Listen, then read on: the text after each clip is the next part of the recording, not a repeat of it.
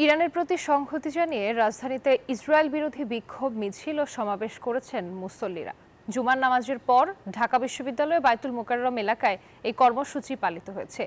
ইসরায়েলের আগ্রাসন থামাতে জাতিসংঘের হস্তক্ষেপ কামনা করেন বিক্ষোভকারীরা। জুমার নামাজ শেষ হতেই ইসরায়েল নিপাত যাক, মুসলিম বিশ্ব এক হও স্লোগানে প্রকম্পিত হয়ে ওঠে বায়তুল মোকাররম এলাকা।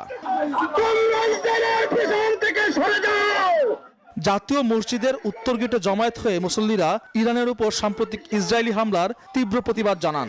তারা বলেন, ইসরায়েল বিনা উস্কানিতে হামলা চালিয়ে মধ্যপ্রাচ্যে একটি নতুন যুদ্ধের সূচনা করতে চাইছে।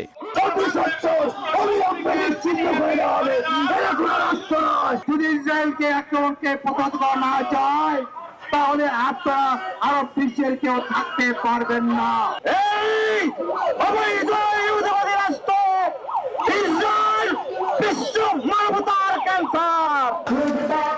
একই চিত্র দেখা গেছে ঢাকা বিশ্ববিদ্যালয় ক্যাম্পাসেও। বিশ্ববিদ্যালয়ের কেন্দ্রীয় মসজিদ থেকে একটি বিশাল বিক্ষোভ মিছিল বের হয়। মিছিলে অংশগ্রহণকারীদের হাতে ইরানের সর্বোচ্চ নেতা ও সামরিক কমান্ডারদের ছবি সম্বলিত প্ল্যাকার্ড দেখা যায়। এছাড়াও বিভিন্ন ব্যানার ফেস্টুনে ফিলিস্তিন, লেবানন সহ বিভিন্ন মুসলিম দেশে ইসরায়েলি হামলার চিত্র তুলে ধরা হয়।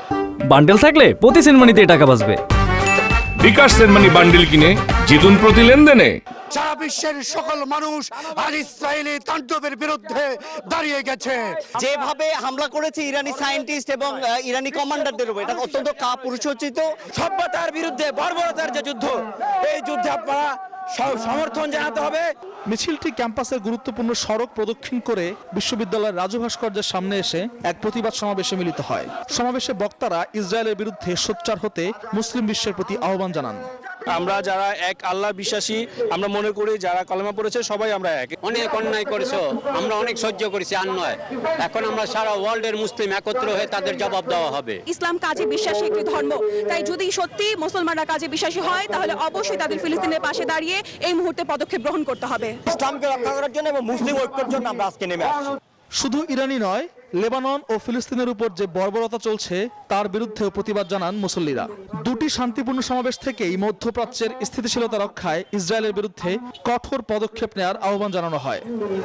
বিনা উস্কানিতে ইরানের উপর হামলা চালিয়ে এই যুদ্ধের সূচনা করেছে ইসরায়েল। এই দোষে দোষী সাব্যস্ত করতে এক হয়েছে শিয়া সুন্নি সহ গোটা মুসলিম বিশ্ব। এখন দেখার বিষয়, আন্তর্জাতিক সম্প্রদায় এই বিষয়ে কি পদক্ষেপ নেয়। আল মাহমুদুল খান, নিউজ 24, ঢাকা।